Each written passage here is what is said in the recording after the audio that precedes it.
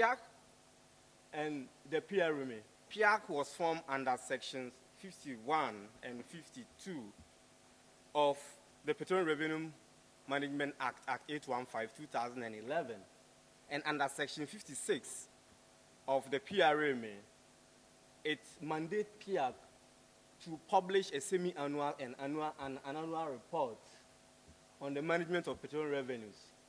As I said earlier on, this is the 11th report, but the 7th in the annual reporting series. Data for this report basically came from our key stakeholders, which is the Ministry of Finance, Bank of Ghana, Ghana National Gas Company, Petroleum Commission, Ghana National Petroleum Corporation, Ghana Revenue Authority, Petroleum Commission, Ghana Infrastructure Investment Fund, and an international oil company in the case of Cosmos Energy. And we are grateful for providing us with such a useful data. Going forward, these are the key findings we have in this particular report. On crude production, from 2011 to 2016, if you look at the bar chart there, says it can clearly be seen that there is a reduced production of crude in 2016 as compared to 2015, and that represents a 13.7% decline. From 2011 to 2016, the country has so far pumped 194,226,951 million barrels of oil from our oil fields offshore Ghana.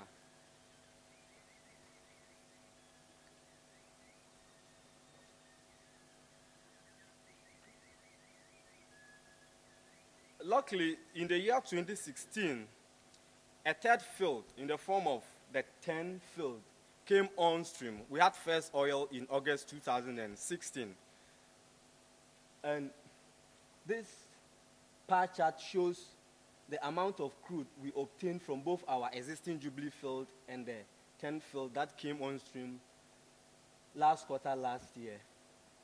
10 field gave us 5.3 million barrels of oil, representing 16% of total production for the year 2016.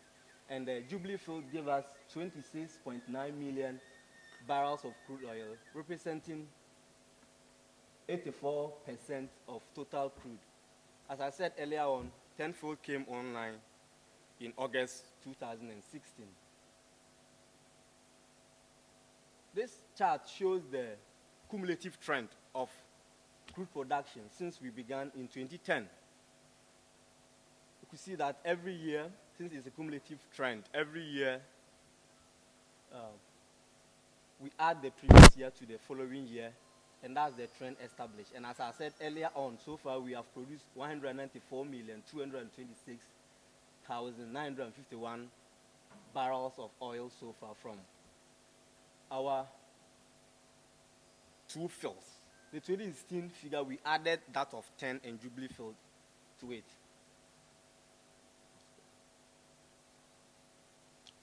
With regards to gas production, before August 2016, we have gas from only the Jubilee field. But when 10 field came on stream in August 2016, it produced 6,360.51 million standard cubic feet of gas, representing 14% of total gas produced in 2016. And the Jubilee field gave us 38 million standard cubic feet of gas in 2016, representing 86%. But 71% of the total gas produced in 10 field were fled due to a lack of a gas transport infrastructure connecting the 10 field and the existing Jubilee field. So 71% of the gas produced were fled, and the remaining 29% was used for regasification and for fuel for the FPSO. looking at annual gas production from 2015 and 2016, 2015 we had 52,546 million standard cubic feet of gas. And in 2016, both 10 and Jubilee, we have reduced produced gas, which is 44,781.37 thousand MMscf. The reason here was that there was a shutdown of the FPSO Production for a period of 34 days. Therefore, it reduced both the volume of oil produced for the year and the volume of gas produced for the year, and that accounted for the shortfall. Crude pricing for 2016. If you look at the chart, we have the spot market prices and the hedge prices. The hedge prices basically got to do with Tullow Ghana Limited and Cosmos Ghana.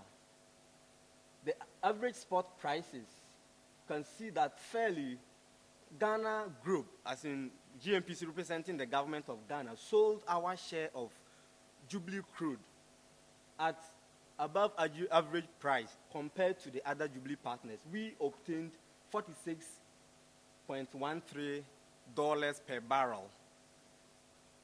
And in comparison with the other Jubilee partners, Tullow received $41.7 per barrel, and Adako received $43.93. Cosmos received $45.94. But Tullow and Cosmos, what they did was that they didn't sell all their liftings from the Jubilee field. What they did, they hedged a portion of their liftings, and the portion hedged is where they got higher prices for those hedged portions. So Tullow received $61.4 per barrel for the hedged portion, and Cosmos received 73.76 barrels also for their hedged portion. So basically, they got in more, though their average spot market prices were lower compared to that of Ghana Group. Cumulatively, they obtained a higher revenue with regards to Jubilee field than government of Ghana because of hedging a portion of their liftings. So the question here is, do we sell all our liftings on the spot market and obtain what we've obtained for 2016, or we hedge a portion of it? Say we will hedge 40% of our liftings and then sell 60% in the spot market. It's something PIAC has recommended in this report for policymakers, basically the Ministry of Finance, Bank of Ghana, and the Ministry of Petroleum, collaboration with GMPC, to decide the way forward. Sources of our petroleum receipt. In the PRMA, we have various sources that we bring together in arriving at the petroleum revenues for the year. We have royalties that spans from 5% to 12.5%. So it's contract by contract basis. So it depends on negotiations during the signing of petroleum agreements. Then we have corporate income tax, which is 35% of profit made. Then we have gas sales. We have interest on the Petroleum Holding Fund. We have Jubilee royalties. As I've said, the royalties spans from 5% to 12.5%, so it varies from petroleum agreement to agreement. Then we have carried and participating interest. What it means here is that when an oil company comes into the country, there is something we call a carried interest. Until you start production, currently the new Exploration and Production Law, Act 919, states that a minimum of 15% should be given to GMPC. So you are carrying GMPC cost-free till you begin production. Then when you begin production, GMPC has the liberty to buy additional shares, and that is what we call participating interest. So it depends on the cash balance of GMPC, and by extension the government, to determine the number of shares, the percentage of shares to buy. The higher the shares you buy, it means that when there are cash calls, you pay more. So you evaluate your cash balance and determine the percentage of participating interest you need to buy. So carried and participating interest gave us 149, almost 150 million in 2016, representing 61% of total petroleum revenue. Surface rentals gave us 465,000, representing 0.19%. Corporate income tax, gas sales, as in gas sales that we process from Atwabu gas processing plant to land gas, condensate, and other derivatives, gave us 9.32 million, representing 4%. Interest on the petroleum holding fund gave us 73,000, representing 0.03%. Jubilee royalties we got from Jubilee, gave us 57 million, representing 23%. It is important to make a point here. Per the government of Ghana projections, they were not expecting the country to receive money from corporate income tax. We obtained this 29 million as a result of a reassessment of the tax paid by Talo Ghana Limited from 2011 to 2014. And that gave us this $29 million that we see here. So the question is, why weren't the government of Ghana able to project how much we'll get from corporate income tax? Do we have a mechanism of doing our own assessment to know whether the companies will be making profit and therefore we should charge corporate income tax from it? Because I would not be wrong to say that the 29 million we have is more like a windfall. They were not expecting it, but due to the reassessment of their tax base, GRA was able to get this 29 million for the government of Ghana. So it's a question we can ponder over. Let's fly. Continuing, allocation of 2016 petroleum revenue. This is how they were allocated. The revenue we had for 2016, this is how they were allocated. GNPC, as the national oil company, received a share of $88 million. And out of this, equity financing cost was 58 million. Crude oil net carried and participating interest was 27 million. And then gas net carried and participating interest was 2 million. What the government of Ghana, by the Ministry of Finance, does is that when the petroleum revenues are received, in 2004, Parliament approved that 30% of the net carried and participating interest should be given to GNPC. So they deduct that of GNPC, and what is left is shared between the ABFA and the Ghana Petroleum Funds. So after deducting that of GNPC, it was left with 140 million, and this is how it was shared. ABFA, that's the annual budget funding amount, received $98 million, representing 42.95%. So GNPC had 38.64% of total revenue for the year 2016. Then the annual budget funding amount received 42.95%. And this money are to be spent on the 4 priority areas identified by the finance minister for a period of 3 years. The priority areas are valid for a period of 3 years, and then either they are maintained or they are reviewed and new priority areas are chosen. So out of this, there is a clause in the Petroleum Revenue Management Act that says that a portion, 25% of the ABF amount, should be spent on infrastructure investment. So the Ghana Infrastructure Investment Fund, known as GILF, was given $17 million.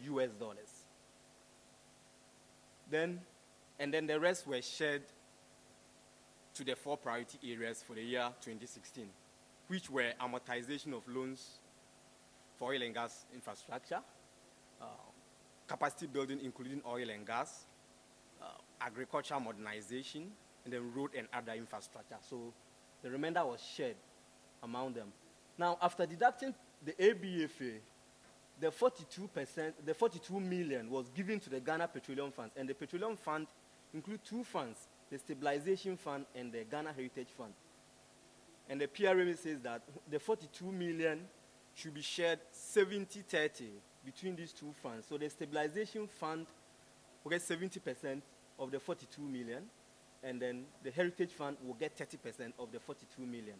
So total payments were to the three entities, that's the GMPC, ABFA, and the Ghana Petroleum Funds, in dollars terms, was 229 million US dollars.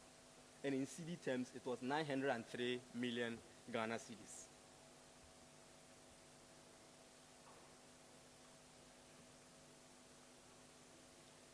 So, if you want to compare the annual receipts year by year since petroleum production began, these are the receipts per year. 2011 is in $1 million. We have 444 million US dollars. 2012, we have 541.62 million dollars. 2013, 846 million dollars. 2014, we have 978 million dollars. 2015, 396 million dollars, and 2016, 247 million dollars. Somebody might ask why the variations, comparing that, considering the fact that if you look at the annual crude production, 2013, 2014, and 2015 were fairly the same quantity, about 37 million barrels per year. We need to be mindful of the fact that petroleum prices are very volatile. So due to the volatility of these prices, you might have produced large quantities of crude, but the prices might be low for a given year, and therefore, when you sell them, you will get lower revenue, as can be seen in 2015, when petroleum production in the last quarter of 2015 started dropping, and 2015 it was came down to around $27 per barrel and rose to around $39, $40 per barrel. So that is the reason. But in 2016, the main reason, there are two. Aside the volatility of the prices, there was, as I mentioned earlier, a shutdown of FPSO Nkrumah due to the faulty turret bearing of the FPSO. So that also affected crude production, and therefore has an effect on the amount of revenue we received for the year. And other factors, such as the amount of surface rentals we are able to collect in a given year, amount of corporate income tax we are able to collect in a given year, are all have bearings on the revenues you will achieve in a year. So far, from 2011 to 2016, the country has received 3.45 billion US dollars from petroleum revenues. 3.45 billion US dollars from petroleum revenues. Now, the portion allocated to the ABFA, as I mentioned earlier, were distributed to the 4 priority areas. And this is the distribution. Expenditure and amortization of loans for oil and gas infrastructure received nothing. And the reason here is that the Ministry of Finance, by extension the government, made it clear to Ghana Gas Company that they are in a profit-making position. They are fully functioning now, and therefore, the CDB loan, the CDB loan we contracted, the $1 billion CDB loan, the Ghana Gas Company should pay the remainder of the loan, about $200 million. So that is why the government didn't allocate any money to the expenditure amortization of loans for oil and gas. Road and other infrastructure received 199, almost 200 million, representing 64% of total ABFA. Agric modernization received 27 million, representing 8.89%. Capacity building, including oil and gas, received 83 million US dollars, representing 26%. So total spending for priority areas amounted to 310 million Ghana cedis. And per the amended act, Petroleum Revenue Management Amendment Act 893, 2015, the Public Interest and Accountability Committee is supposed to submit its annual budget for approval. And when approved, the budget will be taken from the ABFA. So PIAC was allocated 967,000 for its operations in 2016. So if you add all this spending with regards to ABFA, it amounts to 311 million Ghana cedis. And a balance was left in the ABFA fund, which is 77.73 million Ghana cedis. So if you want to look at the cumulative ABFA allocations to the priority areas from 2011 to 2016, this pie chart depicts it. It will suffice to know that from 2011 to 2016, the government maintained the same priority areas throughout this period. Each priority, when the priority areas are selected, is valid for a medium term, a 3-year period. And at the end of the 3-year period, the government, the Minister of Finance, will review it and either maintain it or choose another priority areas. So when it was 2016 allocation and utilization of GMPC share, GMPC was given 88.5 million Ghana cedis. As I said earlier on, this represented 8.64% of total petroleum revenue for the year 2016. And in actual fact, this is the lowest GMPC has received since 2011. This is the lowest GMPC has received since 2011. And it was able to cover only 95% of their financial requirements, which means that GMPC had to rely on its cash reserves to finance the additional 3% of their capital requirements. Notwithstanding this, there was a 38% year-on-year increase in the staff cost of GMPC from $10.2 million in 2015 to $16.4 million in 2016. An amount of 12.64 million classified as capital projects was spent refurbishing GMPC's landed properties in Accra, Tema, and Takoradi.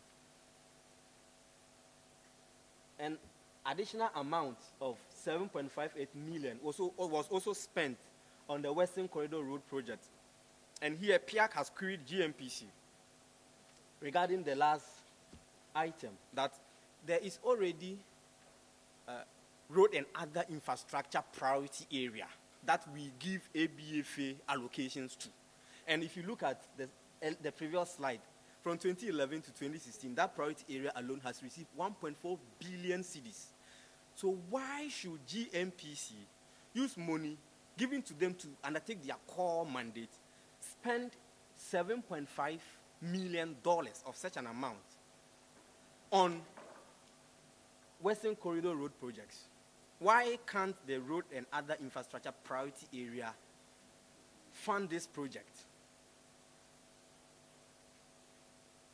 These Western Corridor Road projects are around the Atwabo gas processing plant enclave. And we know how sensitive and how important it is to the operations of GMPC. Because they sell gas to Ghana Gas to process for them. And then there are tankers that go to evacuate this gas and other condensates from the Atwabo gas processing plant. So, if these roads are not in good shape, it means that there will be stranded gas, there will be stranded derivatives at the processing plant. So GMPC, in their opinion, thought it wise to, since government was not ready at that time, they will pre-finance using $7.5 million US, since it is critical to their operations. That is the explanation given to PIAC by GMPC on this. What do you think as the citizens of this country? On Ghana Gas performance, mentioned earlier on that now Ghana government has left Ghana Gas to its fate by repaying the remainder of the CDB loan. But the problem here is that the Ghana Gas sells to VRA. VRA doesn't settle their debt promptly for Ghana Gas to have the needed revenue to finance some of this maturing debt. So you can see that VRA alone owes, as at the end of December 2016, VRA alone owes Ghana Gas $434 million US dollars, which also means that Ghana Gas owes GMPC, because without this money they can't pay GMPC, and GMPC can also pay this money into the Petroleum Holding Fund if only Ghana Gas pays them. So it's a chain. And if you go to Ghana Gas, they will tell you that VRA, the supply of land gas to VRA is critical to the energy security of this country. They can't cut supply to VRA.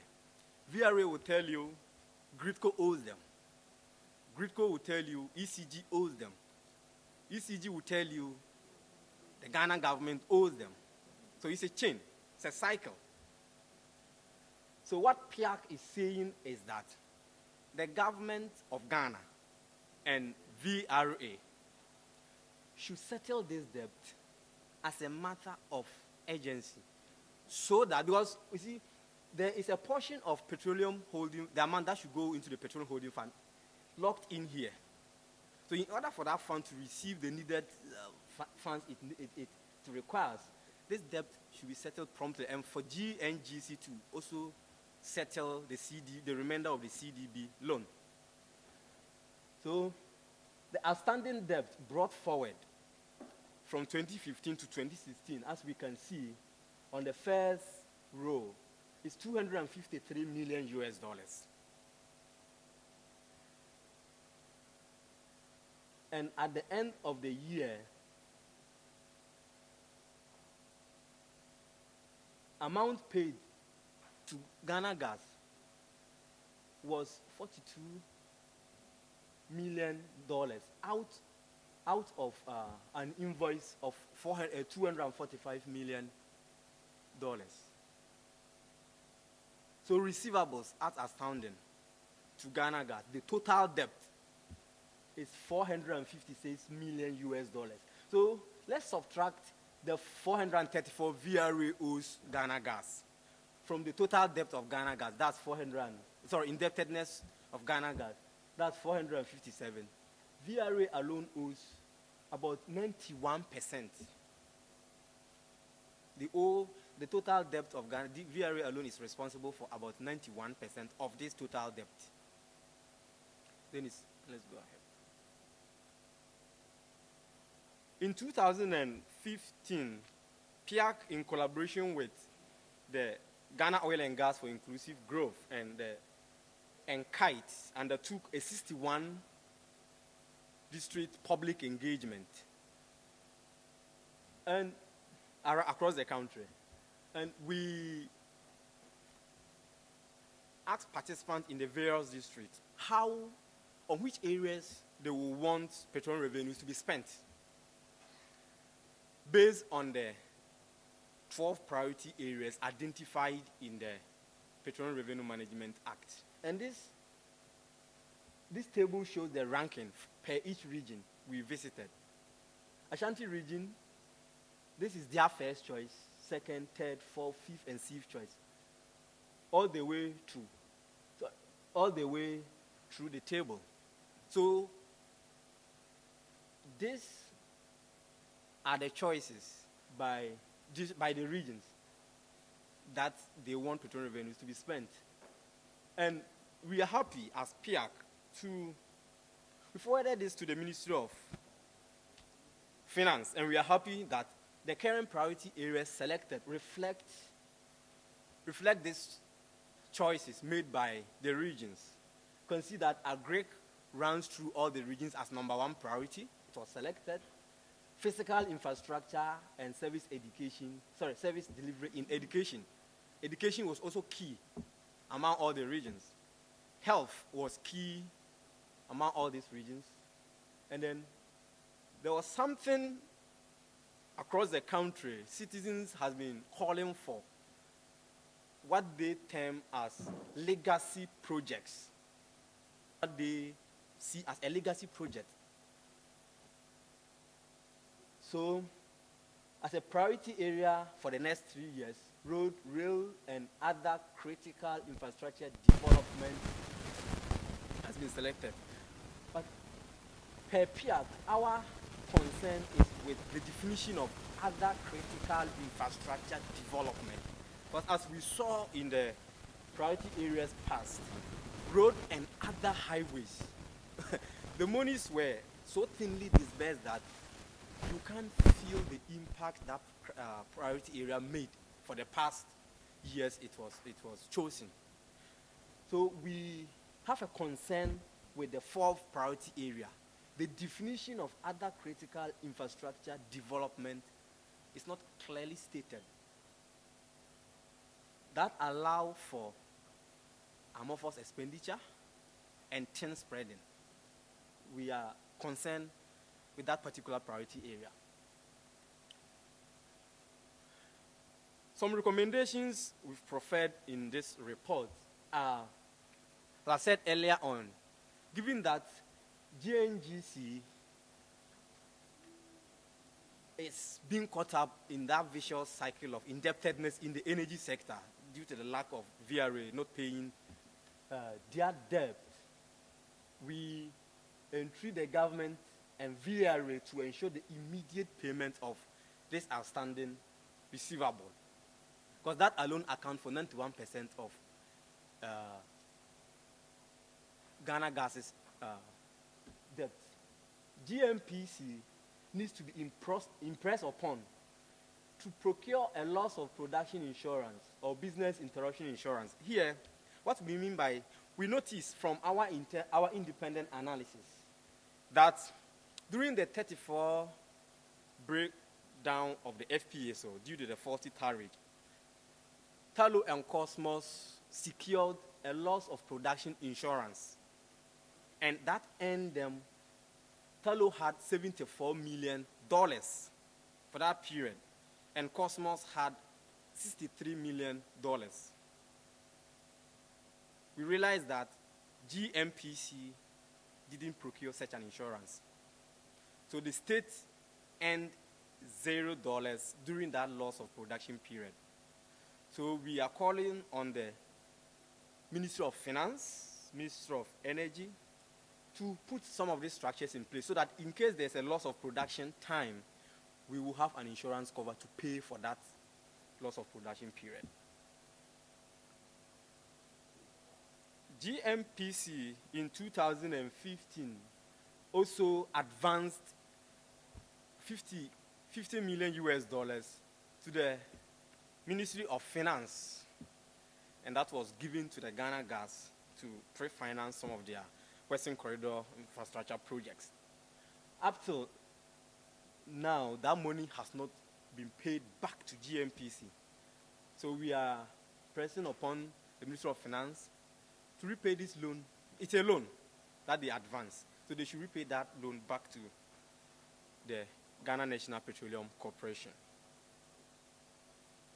The Ghana Revenue, GMPC should also, the Ghana Revenue Authority must ensure that all outstanding annual surface rentals are paid with interest.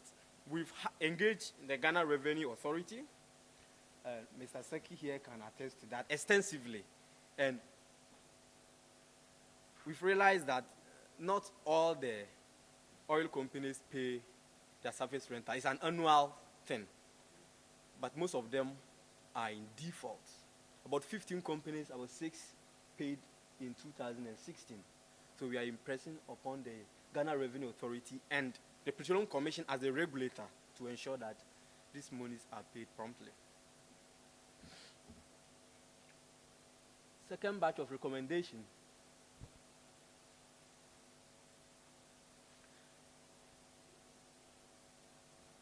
We are saying that the GRA must ensure that auditing of tax returns filed by the Jubilee partners and any other international oil company should be carried out timely and expeditiously, so that the government of Ghana, the state, can get more revenue. Because as we saw in 2016, had it not been the reassessment of tallow, we wouldn't have had anything for corporate income tax, the $29 million we had. So we are saying that they don't need to wait for that long period before they carry out some of this reassessment. It should be done timely so that we reassess the tax due by these international oil companies.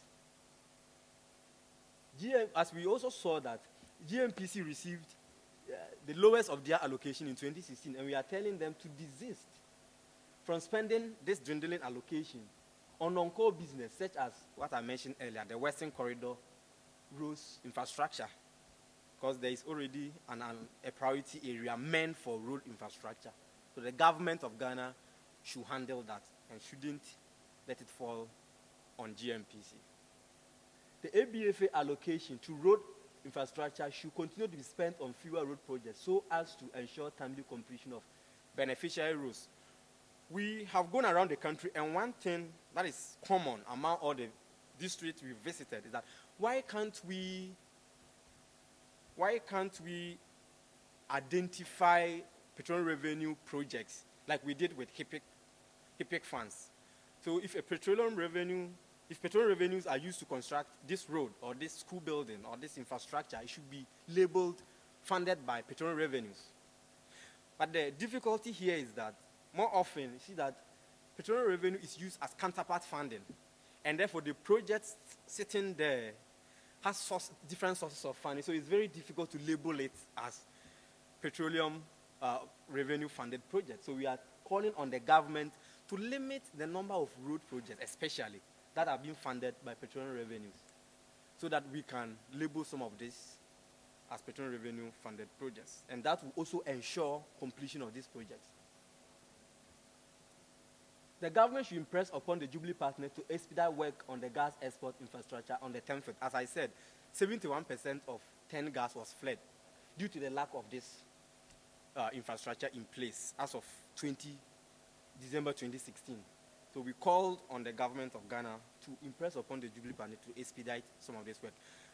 This will be a lesson learned in the Jubilee field operations, because for a period of time, over a year, 2 years, we were flaring Jubilee gas, and that was lost revenue to the state. The next one. During the period, we also received a petition from the civil society platform on oil and gas, calling for an investigation into the gas infrastructure project in Atuabo. And the allegation was that China's Sinopec International Petroleum Corporation, CIPSC, has overpriced the LPG component of the Western Corridor gas infrastructure plant by $40 million. The overpricing, in the reports, we've done analysis on this. The overpricing you appreciate it if you compare the LPG component of the entire processing plant to another processing plant that even have additional features and has a link gas component requirement of the Volta River Authority. But notwithstanding this, the existing plant was overpriced by $40 million. So an investigation is needed in this regard. Then the second allegation is that a 45-kilometer shallow water pipeline with no internal coating installed by the same CIPSC was estimated to cost about $1.6 million more. So each kilometer, it costs $1.6 million more than another deep water pipeline with internal coating installed by the Ghana National Petroleum Corporation. So a shallow water pipeline with no internal coating costs more per kilometer than a deep water pipeline with internal coating. That is something we need to investigate. Then there was a possible collision of transfer pricing manipulation involving the same company and a special purpose subsidiary offshore firm called SAF Petroleum Investments, registered in Dubai. So there was a transfer pricing manipulation between company A that also owned the same thing, the same company they bought equipment or they contracted to purchase or to undertake certain services on their behalf. If that happens, there is a transfer pricing collusion there. So we are asking for an investigation to be carried out in this manipulation.